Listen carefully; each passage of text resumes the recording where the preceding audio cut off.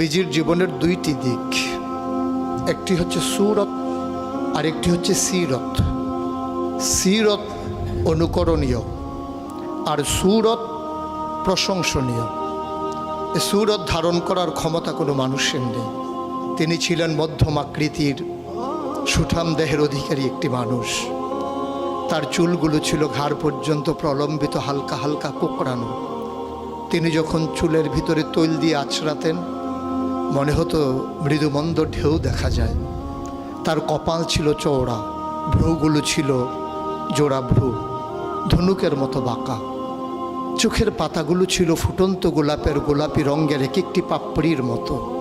তিনি কখনো বা যখন চোখের পলক ফেলতেন মনে হতো মৃদুমন্দ বাতাসে গোলাপ পাপড়ি যেন দোল খাচ্ছে। তার চোখের সাদা অংশ ছিল রক্তিমাভ সাদা, কালো অংশ ছিল কৃষ্ণ কালো। তার নাকটা ছিল খাড়া, নাকের ছিদ্রগুলো ছিল ছোট ছোট। নাকের নিচে ছিল সরু চিকন গোঁফ, গোঁফের নিচেই সেই গোলাপি রঙের ঠোঁট। তার ঠোঁটগুলো যখন কখনো বা মুচকে হাসত, গোটা পৃথিবীর মানুষ অবাক বিস্ময়ে দেখত গোটা পৃথিবীতে যেন বিজলি চমকিয়েছে। তিনি কখনো বা যখন এই রাস্তা দিয়ে হেঁটে যেতেন, 1 মাস পরেও কখনো যখন সাহাবা হাঁটতেন তার গায়ের জান্নাতি গন্ধ তারা পেতেন।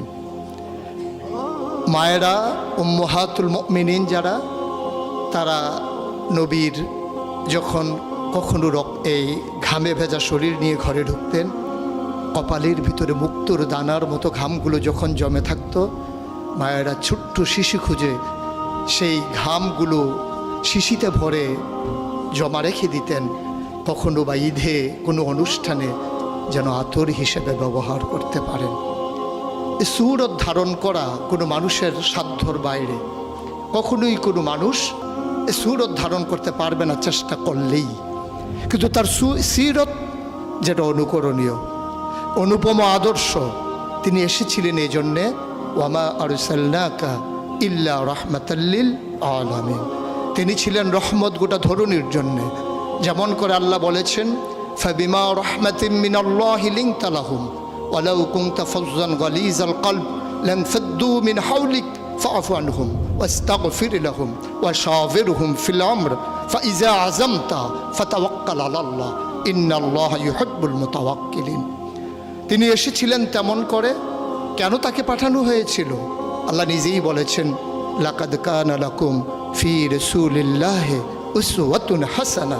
তিনি ছিলেন মডেল, তিনি ছিলেন আইডল, তিনি ছিলেন আইকন, তিনি ছিলেন অনুপম আদর্শ, তিনি ছিলেন উসওয়াতুন হাসানা।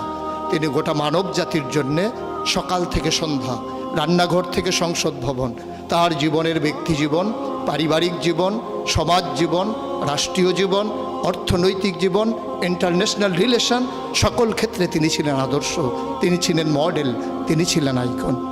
একবিংশ শতাব্দীর সূচনা লগ্নে দাঁড়িয়ে গোটা পৃথিবী যখন ঝঞ্ঝা বিক্ষুব্ধ, গোটা পৃথিবীর মানবতা যখন আজকে ভুলণ্ঠিত, আজকে শুধু মুসলিম নয়, গোটা মানুষ যখন আজকে অপর মানুষের ভোটের নিচে পৃষ্ঠ হচ্ছে তার জীবন, মানুষগুলো যখন আজকে রক্তে রঞ্জিত হচ্ছে তার গোটা দেহ, সেই ফিলিস্তিনের দুধু মরুভূমি আজকে যখন আমার কিশোর ভাইয়ের রক্তে রঞ্জিত, সেই ঝিলাম নদীর পানি আজকে যখন স্বচ্ছ স্ফটিকের মতো আর নেই, কাশ্মীরের ভাইয়ের রক্তে যখন রঞ্জিত, পার্শ্ববর্তী আরাকানের মুসলমানেরা আজকে উখিয়ার সেই টেকনাফের তাঁবুর নিচে তারা যখন মানবেতর জীবনযাপন করছে, আজকে বারবার মনে পড়ে সেই নবীজির কথা।